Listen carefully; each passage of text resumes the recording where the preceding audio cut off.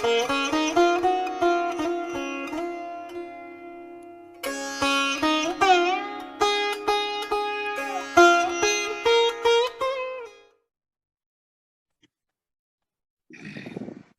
and welcome once again to the White Lotus of Light interview series. I'm here with Peter Champoux, and I give his whole amazing introduction in part one. You really probably, in the case of this video, unless you're very familiar with geomancy and ley lines, you probably want to go back and watch part one just so that you can get some familiarity with the subject matter. Plus, Peter's going to continue his presentation from part one here in just a moment. And so without further ado, Peter, if you want to continue your presentation, you had a slide up about geomancy in China with ley lines. Okay. Play. Yeah, so continuing on with this lengthy conversation. Wow. Yeah, so we in contemporary news, we have this city called Wuhan, which is where the COVID-19 was purported to be come out of, and it's also where the Three Gorges Dam is, and the center point of White Emperor City, which you see there with a pagoda, as I said earlier in the show, where the dragon and the tiger meet. Is where the ideal place for a pagoda, and that's one of the ideal places at the Kunming Gate, and the Kunming Gate's on the 10 yen note of the Chinese currency. It's a iconic place of China, and it was at White Emperor City that the Chinese poets defined the character of China, who the Chinese people are and such. So it's the cultural center and the geographical center of China as defined by the southeast coast. That arc that you see in the upper right is the arc of land. This is what I do. I take naturally occurring curvilinear forms and complete them into a circle, and quite often you find around this circle is you might call it a circular ley line. For instance, up here is where Beijing is. So that arc, and down here is Shanghai and such. So and it's also where the Three Gorges Dam is right now. So that this whole geomancy or the metaphor that this speaks to with this the flooding of the heart of China is kind of it's going to change the entire character of the country. Wow. As a geomantic function. So this is that was built under Mao, was it not? Or at least the project was started under Mao. Yeah, it's been underway for a long time, right? The Three Gorges Dam, I mean. Right. Yeah. Massive project. Truly massive project that is showing signs. Just below that dam is Wuhan, a major industrial city, and in Chinese medicine, there's this idea of dampness. Where a body is damp, it's prone to inflammation and sickness. So with this increase of water at the heart of China, it's creating a condition of dampness, which expresses itself through disease, COVID-19. So the whole metaphor and conversation of geomancy is like this. It's what happens when you inundate an area that was dry originally. What happens when there's an impound of I don't know how many cubic meters of water there is there, but phenomenal amount of water being impounded. So so there's that piece there, and through the center there, through White Emperor City, is this another ley line that goes down here into Bangkok, Thailand, and goes. This is what it's called the Beijing Ley. And if you take that over the pond, it goes through the Bering Strait, right down through Mount McKinley, through Aspen, Crestone, Colorado, Palenque in the Yucatan. Wow. And then along there's like in Peru, there's a nearly straight line coastline of Peru. It goes right down that coastline of Peru, through the Nazca Plains and down into Tierra del Fuego. That's incredible. So that's, it really essentially defines the Ring of Fire. It's the inland edge of the Ring of Fire. Wow. Around the Pacific, so that encloses the Pacific. So there's this, like the Akkadian Ley, going from Teotihuacan up along the East Coast with Atlanta and in New Orleans, Atlanta, Washington D.C., New York City, Boston. That goes over into London, Dublin, and Kosovo. Through this proverbial line in the sand over there, down into the realm of Baal and such, in the Middle East, and all that conflict. So on this side of the in the Pacific, the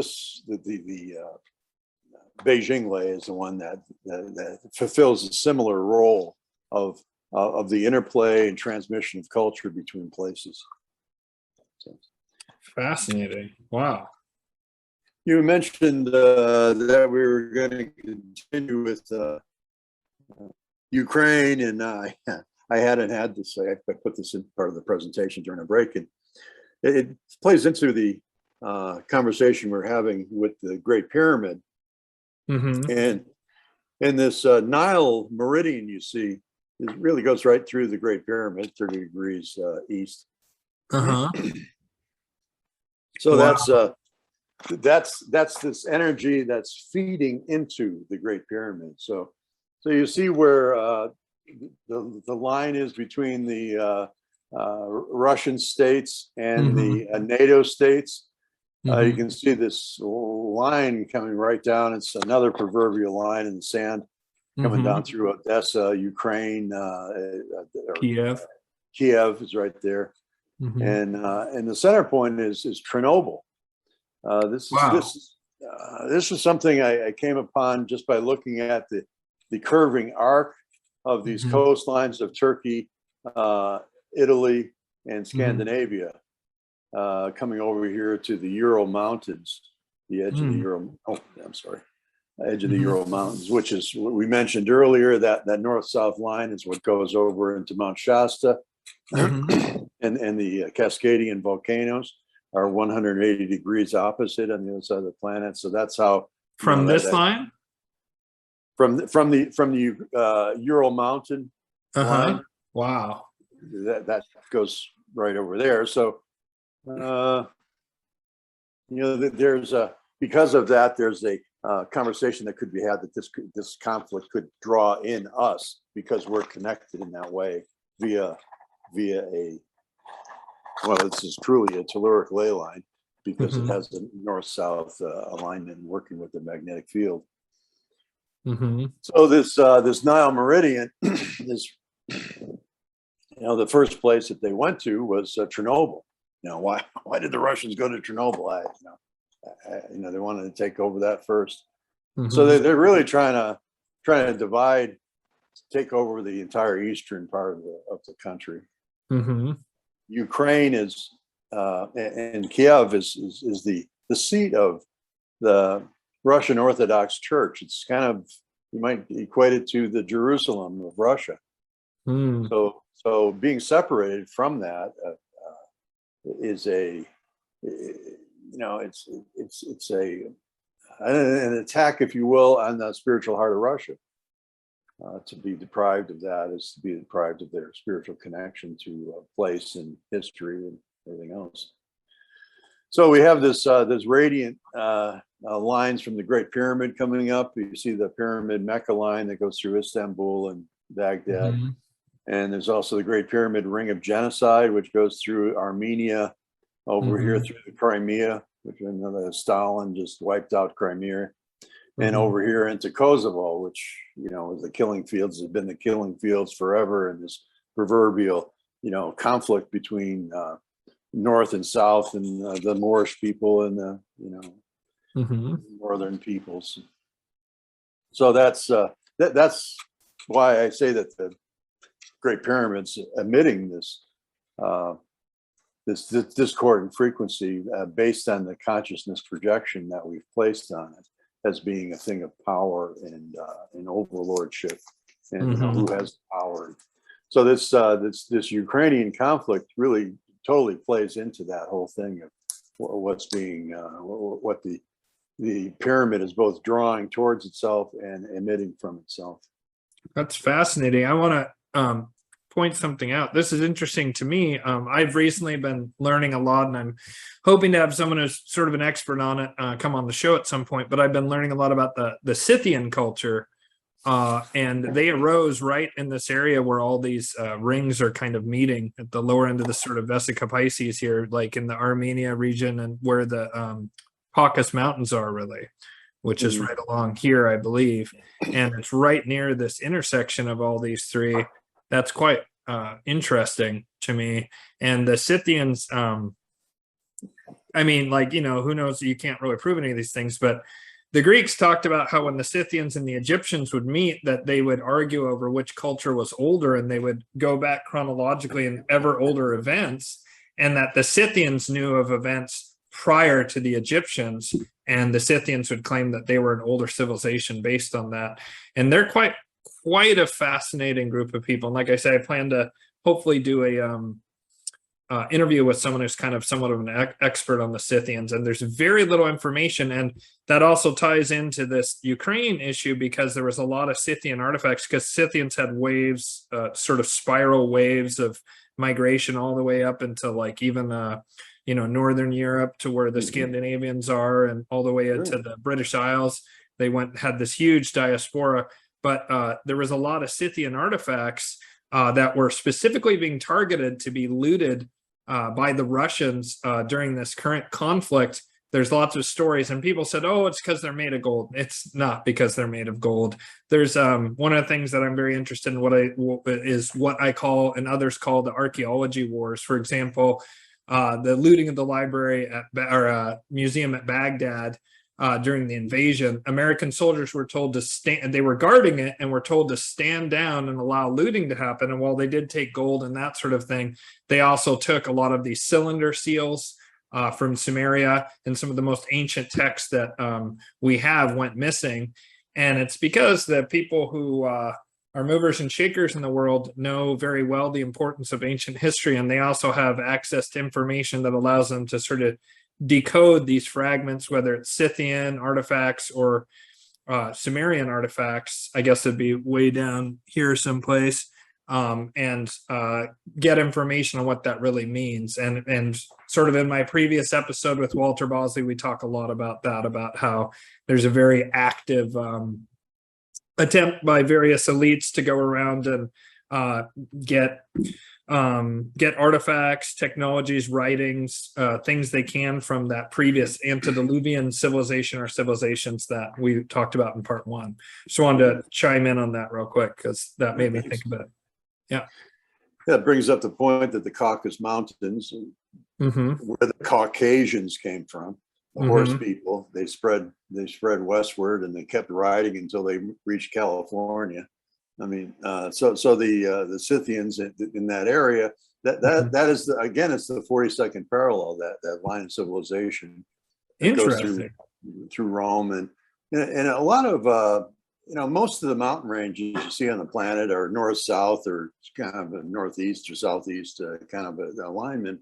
But along the 42nd parallel, you find a lot of east-west mountain ranges, the Caucasus Mountains, the Pyrenees Mountains, the Ute mountain range where the Skinwalker Ranch is. And it also goes through Kosovo over here, that line of genocide where this over here I call it the Arcadian Ley, because of the Greeks, rather than the Akkadian Ley, which is on the other side of the pond.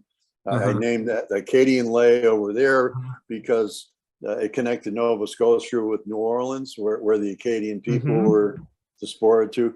And so along here, where you get all this 42nd parallel, this ring of genocide, in this Akkadian lake converging, you have Kosovo. So that's geomantically, it's like the Serbs got into this consciousness of the great Serbian Empire rises again, and they were crossed by this line of war, which goes down through ancient Troy. So it's all about war and Western civilization. So fascinating. Yeah, cool stuff. Now the resolution that I see to this conflict between Russia and the West can be resolved through this high culture ring.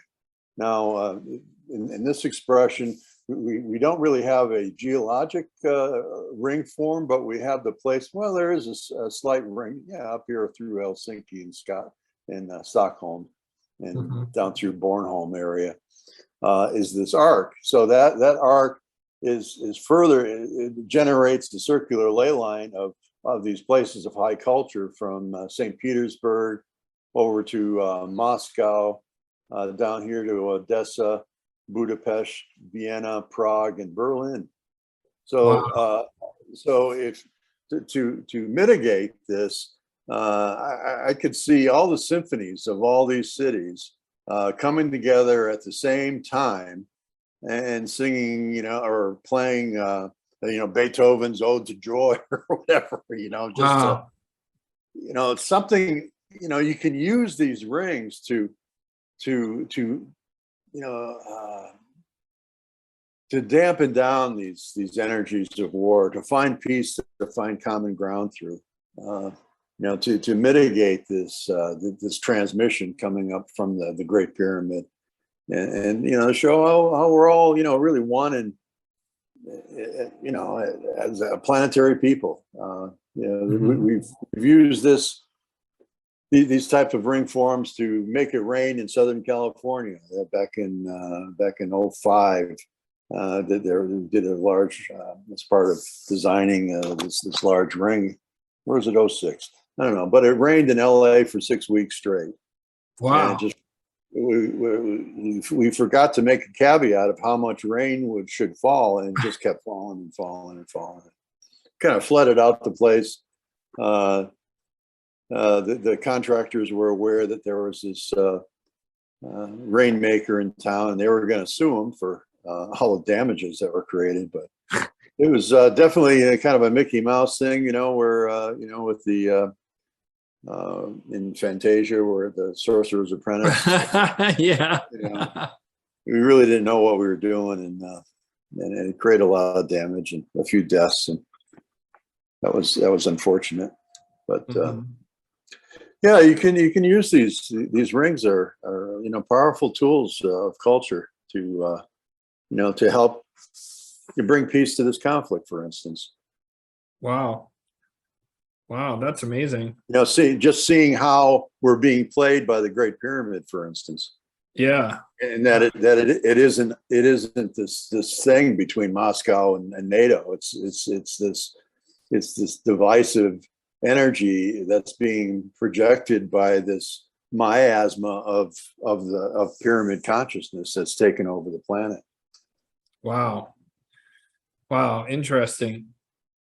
Did you have one or two more slides? That was it. That was fantastic. Well, then I have a few questions that I wanted to ask. Can you turn off the screen sharing just for a minute, because I can't pull up my pull up my notes here with that in the full. So I guess there's three different things I want to cover. So I guess the first one is, so you covered the Ukraine thing I wanted to cover, but how about the Bermuda Triangle? Do you think, some people speculate, and for example, Edgar Casey, the Sleeping Prophet, talked about that the Bermuda Triangle and that general area of the, area around Cuba is actually where at least some portion of the Atlantean Empire was, if not, where the Isle of Poseidon is. I tend to agree with you with the Azores. That feels correct to me. In fact, I read recently that a fisherman found a very substantial pyramid structure to the west of the Azores. And of course, there's nothing in the news about that, but or very little. But do you think there's any merit to this idea that some portion of the Atlantean Empire, perhaps like some sort of outcropping or some sort of, even people speculate there's some kind of technology that's at the center of the Bermuda Triangle? Do you have any thoughts on that and how that might interact with the work you've done with Ley Lines? There's some excellent work that was done by Ivan T. Sanderson. Mm-hmm. He's passed on now. You can look him up on the web under Vial of Vortexes. Mm-hmm. And he identified, I think, 10 vial vortexes, both north and south of the equator, that are the same size and the same anomalies are taking place along it. Interesting. Similar to the Bermuda Triangle. Yeah. Ships disappearing, compasses going crazy. These wild vortexes. So I kind of go along with Ivan T. His estimation of what that is, and it probably is part of the Atlantean power structure because they used planetary energies to fuel their civilization. You think of the amount of electricity that this planet puts out. If we can harness it, then you got some energy there. Tesla. So these points are along the lunar max latitudes. So every 18.5 years, the moon does this lunar max where it goes very far north. Usually it's around, it rotates around 5 degrees either side of the equator, but every now and then it goes up to the Bermuda Triangle areas. So I think what's happening is that there's this torquing effect that takes place when the ancients were very keen on knowing when this, like in England, that 18.5 degree or the 18.5 year cycle of the lunar maximum was keyed into the calendar stones of England. When was the last one and when is the next one of that? Yeah, right. I should have that information. Oh, well, that's okay. Maybe we'll talk afterwards, or I'll you find that later, then I'll plug in a visual here for the viewer. So yeah, there's it's on the web. I think it's 24. I think that's when it is. 2024. Yeah. Interesting. So. That's interesting. Some people say that an Indian scholar I really, really like, and that I'm a Vedic astrologer is like my main thing that I do for work.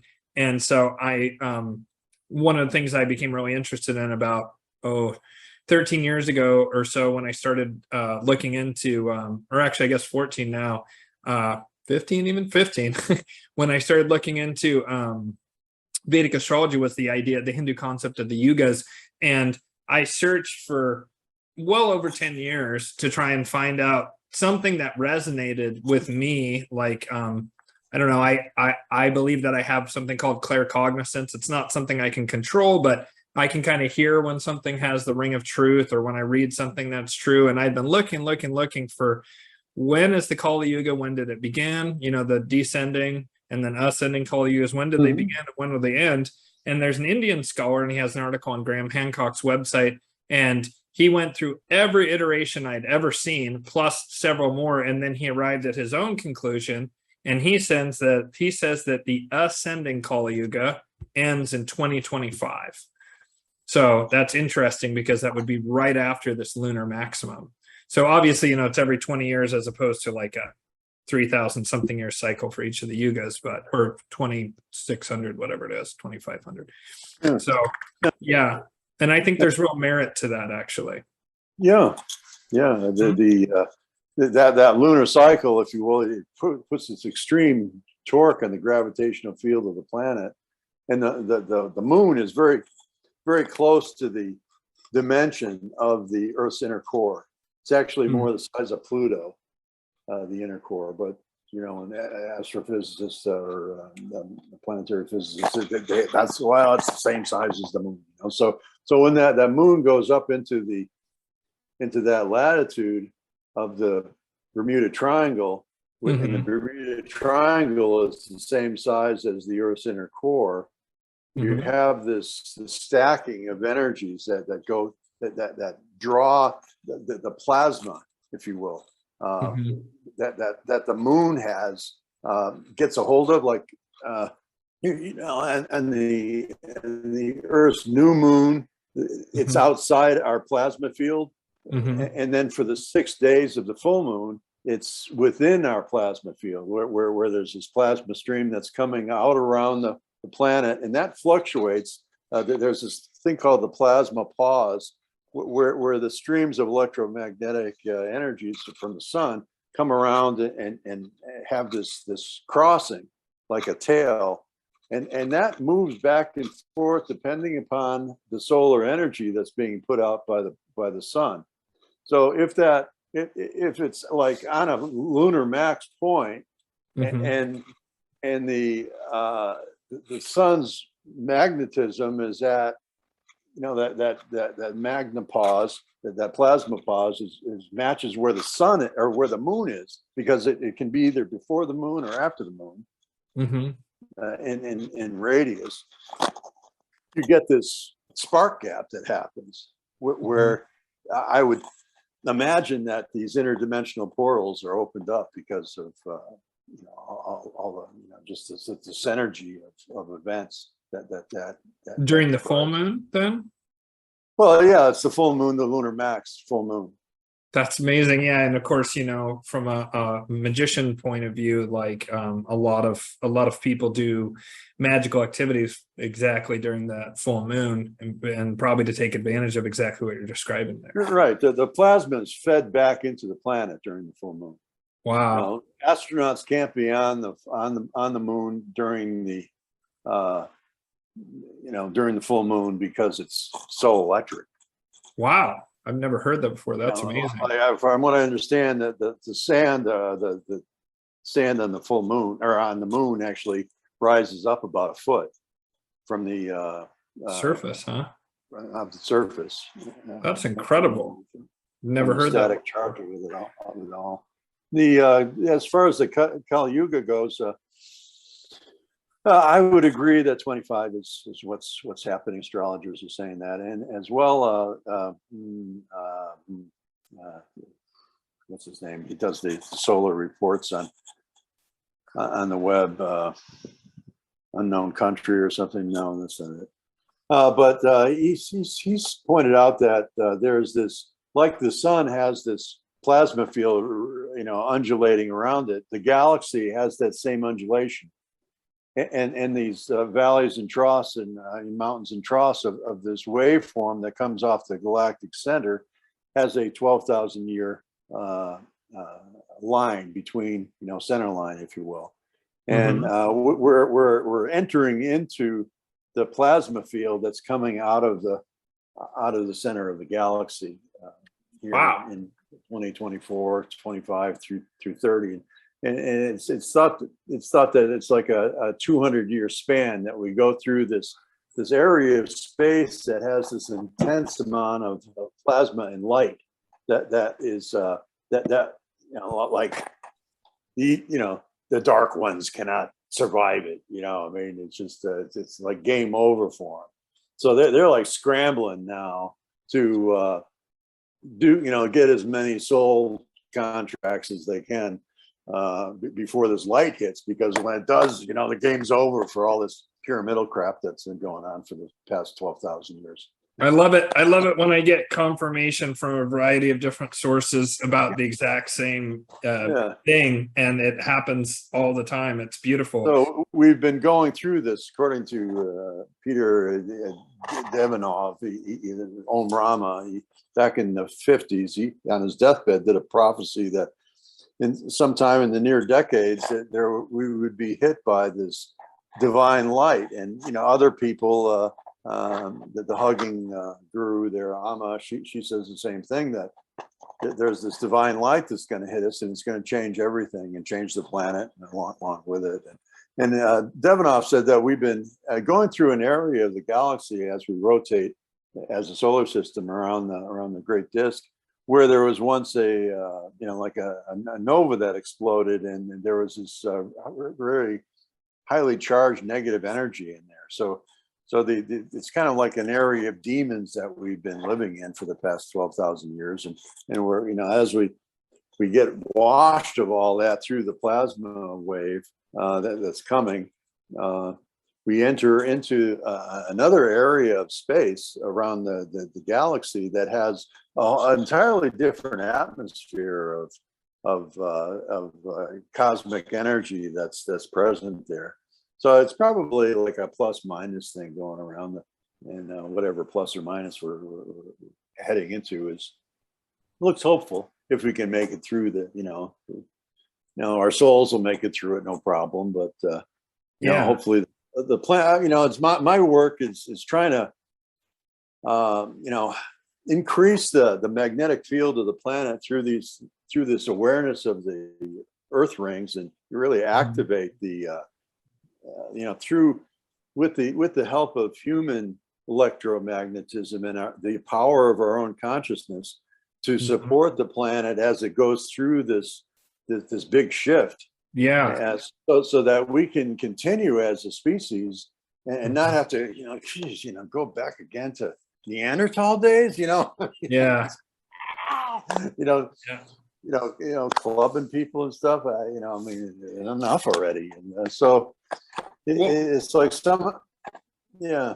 Oh, I was just gonna say, well, I want to come back to this and kind of pump that up just at the very end, because I think that's a great high note to end on. But I do want to talk about, this thing that will soon be in the rearview mirror that's kind of driving things, because I see historical events as chaining together, much like your ley lines.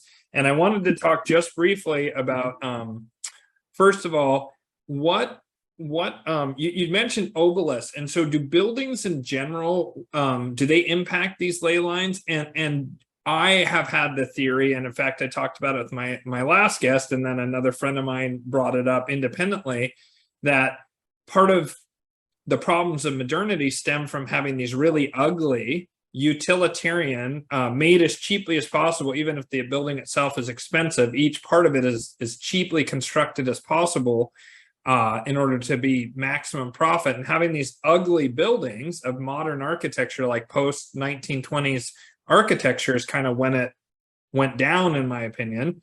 And having those on the ley lines, does that impact our consciousness in a way that kind of like depresses and like, do buildings have an impact, is a more succinct way of asking this question, like on the ley lines and therefore the collective unconscious? Well, that's why the Great Pyramid is where it is. Its structure is at the crossing of the greatest amount of land on the planet. So its antipode, its opposite pyramid, would be at the greatest amount of water on the planet. So you have these two pyramids point intersect, and if you projected that line through its base through the planet, the fire in the middle would be the Earth's inner core sitting right on the base of that pyramid, and the water pyramid would be just the opposite. And in the Pacific, I assume. Yeah. So there was a huge obelisk found underneath the water at the antipode of the Great Pyramid. You're kidding? Where in the Pacific? Yeah, in later time, they Google Earth took it out of there after it was discovered, and put one of their blocks on it. Did anyone capture a picture of this? Yeah, it's on the web. Okay, well, I will find that hopefully, and then place it in after the fact, so people can see what we're talking about here, because that is a mind blower to me. That's awesome. It's the whole thing of the Capitol Dome and the dome of Montpelier Golden Dome. Gold is the transmissive energy of of spirit. Like the Kogi of South America taught us. They held on to the knowledge for 500 years, and Montezuma didn't have gold to show his power. He had gold there to ground celestial energy to support his spiritual responsibility to the people.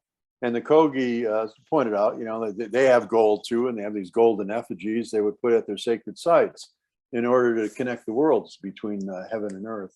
So, churches had that dome, and the church cross on the top, was there to ground these energies. And if you have this kind of deadened architecture with no gold and no sacred proportion to it, the focus of the energy would be on the churches, on the civic structures, and not with the people. So they just eliminated, like doorways used to be in 5 proportion, windows were in 5 proportion, everything was, like every culture that has employed sacred geometry in the entire makeup, of their civilization, like Greece, for instance. They lasted 1,000 years. Cultures that didn't, they don't last so long. If you like in indigenous cultures around the planet, they use their body as a measurement when they're creating a teepee, or so they're their arms, their legs, their height, their step. It automatically generates a 5 proportion sacred geometric space. Just because out of of course, the measurement of the body. The cubit, from tip of your hand down to your, that's the cubit, and you use that, and then you have the sacred proportion throughout your architecture.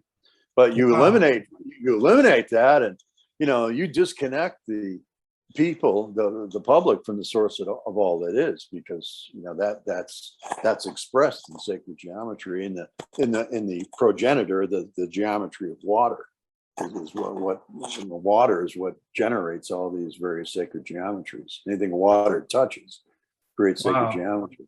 So by creating these spaces devoid of sacred geometry, you're separating the people from that source of life. Wow, that's incredible.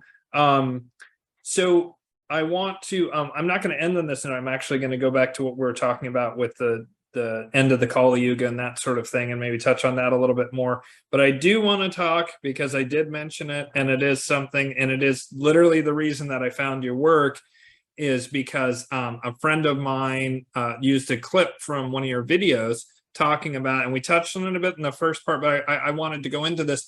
You can use these geomantic lines, as you were saying with that earlier, that circle, that cultural circle, that if the people did like the Ode to Joy or some other similar uplifting spiritual thing, that you could lift everything within that circle and have an impact on that area.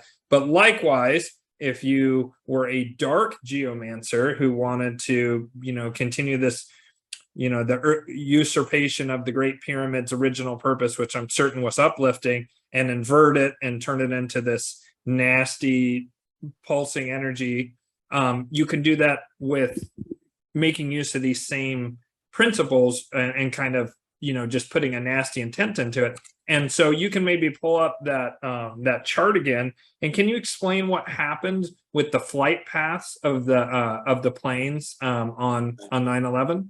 And just like what happened there, and then we're going to come back with a last little positive uplifting thing. We'll probably end there for now, but I would love to have you on again. And what I think I would like is to have viewer questions. I mean, this would be sometime down the road, but just like I have lots of questions to follow up on a lot of the stuff, and I bet people watching this, my audience is very savvy, and they probably have all kinds of great questions for where we can maybe do a future episode on that. If you are open to that, I would love to have you back. I've found this mind-boggling. I've actually found this part 2 even more interesting, actually, and part 1 was very interesting. Yeah, good. Yep. So it's, I think it's fun too. Yeah, fantastic. Yeah, the one that shows those East Coast lines, I think it's your second slide maybe that has it. I believe this is the one you're Yeah, talking that one. Perfect. Yeah.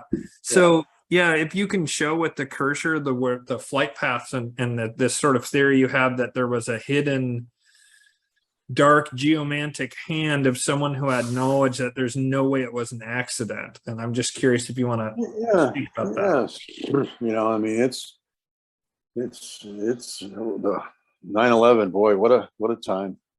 Oh, I remember it well. Yeah. On 9/10, you know, the day before the event, myself and a crew of geomancers were down working the Yale area to try to shift the flow of ley lines back northward, because there was this great sucking sound of all the creative energy of New England and New York State all being drawn to New York City. You know, New York City needs, you know, any high cultural zone needs a lot of ley lines feeding it in order to, you know, promote and give life to its creativity. So, you know, New York City is, of course, this icon of that, the Big Apple, another 5 proportioned, you know, apple is, you know, it has a pent inside of it, 5 proportion information. So I digress. But so we were down there doing that and trying to shift things, and then the next day this event happened. You know, being in construction, I mean, I'm looking at that, what's going down on TV, and I said, man, that's just controlled demolition. I've seen it 100 times. You know, it's like, you know, who took these towers down? You know, it's like, this is, you know, right. I might get in trouble with the algorithm for this part, but we'll go for it anyway. You know, it's just, jeez, crazy. But you know, the cognitive dissonance kicked in, and you know, how can we ever bear the idea that our own government was involved with killing 2,500 of its own citizens or more? Right. You know, just for the sake of this war. So who benefited from this? You know, immediately, we had to go to war in Afghanistan, Iraq, Syria. So we're going after all the money everywhere. You know, this is all over the web. All the conspiracy theories around it. And, you know, I have friends that are in the 9/11 truth stuff, architects for 9/11 truth. And they're all saying, you know, we want to know what brought these towers down so that we can design, you know, buildings that don't do this anymore. And, you know, all the information suppressed. And, you know, so, yeah, I mean, smoking gun right there.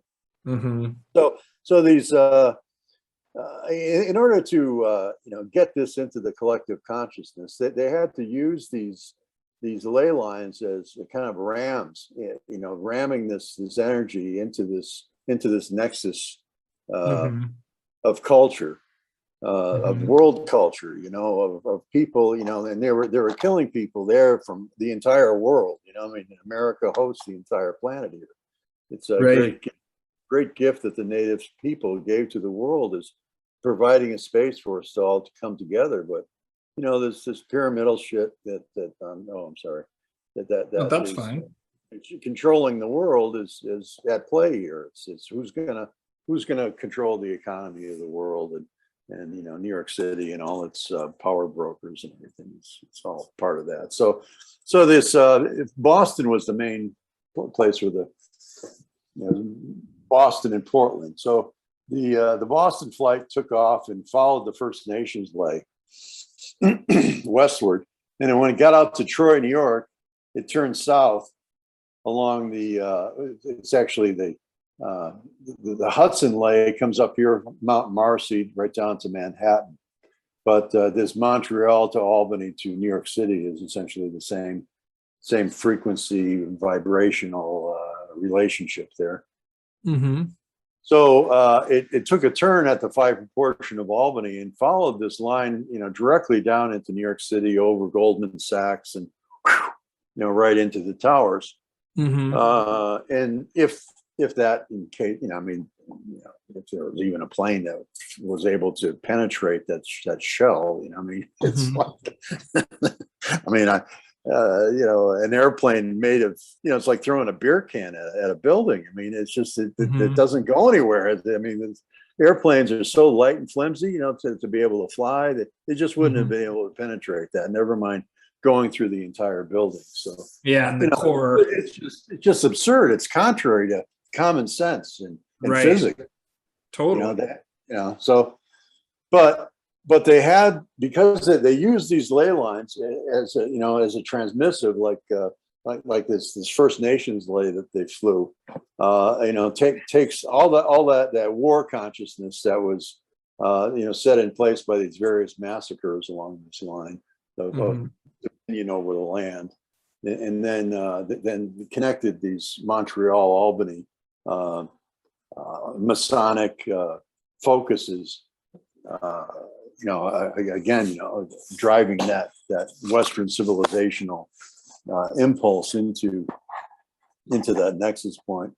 And the other one took off from Portland, and that followed down through Boston and followed the Acadian ley line down through New York City. But and where is that on here? It goes from here and then they curve down this one. Yeah, the Boston line that comes through New Haven, New York City, Philadelphia, Baltimore, Washington D.C., Pilot Mountain,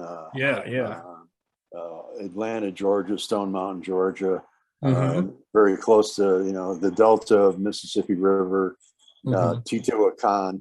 The other way goes over to Kosovo and Troy, ancient, all that. So it's a line of war. So that Western civilizational impulse to war is also keyed and activated by that implosion on those twin towers. The twin, speaking that metaphor of good and evil and all that. The tarot card, the hubris of all that. The tower card, yeah. So we have all various ley lines that all point to this. And it's interesting because there's actually another tarot card that came up very prominently on 9/11. Is there's that famous picture of one of the people who supposedly jumped from the tower, and it's a man and he's falling downwards, and he perfectly makes the hanged man symbol, and that's like another thing that came out of 9/11 that is very tarot oriented, along with of course the tower is it was the tower card. There was a lot of esotericism involved with this, and by some real maguses. They were real magicians that knew what they were doing. Absolutely. I did have another question about this sort of thing, and then I want to bring it back to like sort of a more hopeful note on the back end. Is it true that JFK happened on some kind of ley line or meridian, perhaps something like that? My understanding is that happened on some kind of ley line or one of the parallels. Yeah, I think that was on the 37th or 38th, so one of those down that way. Where let's see, if I can. We're 37th. No, that's not it. You had it on. That's on the 33rd. Yeah. That's on the 33rd parallel. Yeah, you had one other slide that shows Dallas on it. The one that was the picture of all of North America has Dallas. It should probably be very easy to see. At least I thought I saw it. Yeah, there's Dallas right there. Oh, that was it. If you went back to one more back, and then I'll show you that Dallas is actually on the map one further back. Yeah. Oh yeah, there we go. Yeah, Dallas down right here. There's Dallas right there. So yeah, it's on that 33rd parallel. 33rd parallel. Yeah. And so that's also goes through where Disney World is also on the 33rd, if I remember correctly. Yeah, I guess so. In Orlando. Yeah. No, that Orlando's below the 30th. Oh, okay. Maybe I'm wrong about that. But maybe LA, the California Disney World. Oh, okay. Maybe that's what it is. Yeah. Yeah. Somebody, there's a lot of chatter around that 33rd that goes through Dallas. Yeah. Interesting. Well, so I want to say, first of all, thank you so much for coming on, Peter. It's been super enlightening, super interesting, and I just wanted to sort of end on you know, you gave confirmation a little bit earlier about that from other sources you have about this plasma stream we're going to start going through between, you said between 2025 and 2030 is when things will really shift. And did you want to just kind of see whatever thoughts you have about how the viewers can perhaps make use of some of what you're talking about here, to where maybe they can work with their local ley lines, or what you also talk about serpent strings, the north-south ones, that they can do things to actively help bring about this spiritual change that's starting to get underway, and will really, it sounds like, really pick up speed between 2025 and 2030, which is exactly lines up perfectly with stuff that I've gotten from a variety of sources.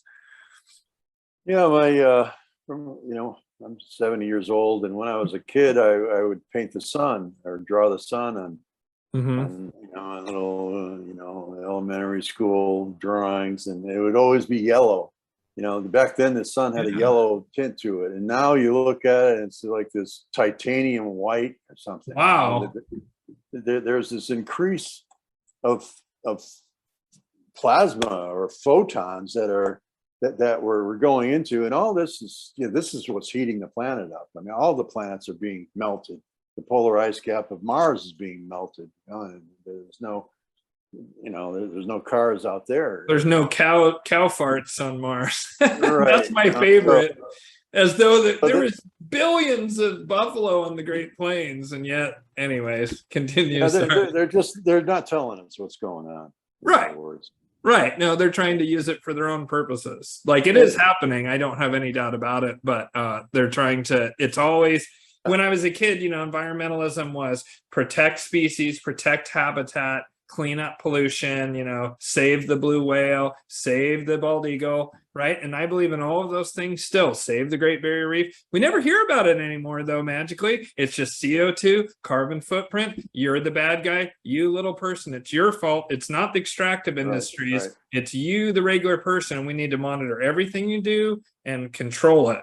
That's the message they're saying, and it's just, it's nonsense. And that doesn't mean that the environment isn't changing. I also believe, like that they're doing geoengineering. It's also impacting all of this. Sorry, that's my little personal rant, because I'm an old school environmentalist. I care very much about nature, and I hate this Trojan horse crap that they always do with legitimate grievances or problems, and then they turn it into their thing to always centralize power, centralize wealth, centralize power. That's always their answer to any problem. Yeah, sorry, go ahead. Well, like the separation we spoke of that is created by modern architecture from the matrix of nature. We need to reconnect with that matrix of nature. So I've written these books, Gaia Matrix and these other things, and finding all these earth rings everywhere. And I've often wondered, okay, there it is, but what is it? What's the dynamic? What's going on with the earth with all this? And so I started to look at similar, fractal expressions of the planet, and came up with the cell. Your basic cell has, Bruce Lipton, his claim to fame was finding that all the consciousness of his cell was in the membrane and not in the nucleus of the cell. You can take the nucleus out, and still the cell keeps on functioning. And on the surface of the cell, this membrane, there are these series of rings all over the membrane with these lines that connect them all. And quite a few of them are geometric in nature. And it just matches totally fractally with what the planet is. So I call it Earth cell, right? And the consciousness of the planet is all part of this Earth cell membrane. So the Earth consciousness is us. We are, like this dominant species with this big cranium, and us and the whales and the dolphins. We're the ones that maintain the world and interface with the Earth cell's membrane to convey knowledge and information between celestial and terrestrial forces. So as a water medium on the surface in the biosphere, we're communicating with the 5 oceans or 4 oceans of water down in the ringwood layer, 250 miles down. We got that much water down there. And every time there's a volcano, it brings up springs. That's the primary water from down below. And similarly, we have water coming in from the cosmos. Water is everywhere, in nebula form. It's, in Orion's Nebula, there's this area there in Orion's belt that's generating like 60 oceans a day worth of water. I mean, just unbelievable. So this water is what coalesces, bonds together, and then the cosmic dust kind of gets stuck in it, and then eventually gravity takes over, and that's these earth rings that you see within the planet itself, from the dimensions of inner core, outer core, mantle boundaries where the ringwoodite is and surface, matches the human eye, my bloodshot eye. But that's the same geometry, and the same geometry that is in CERN, same geometry that's in Stonehenge, the same geometry, it's the Enneagram.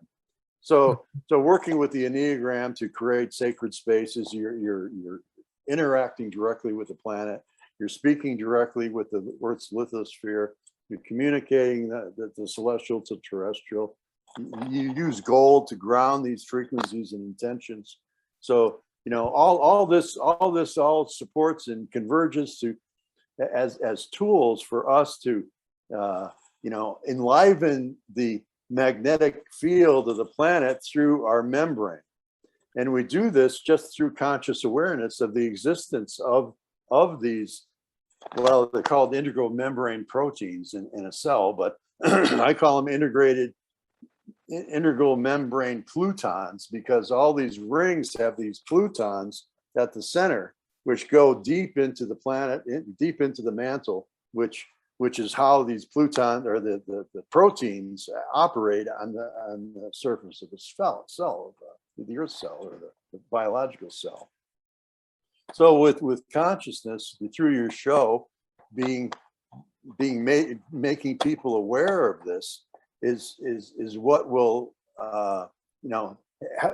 wherever your consciousness goes, so goes the intention. Change the frequency, change the manifestation of the mass is the whole old Hermetic saying.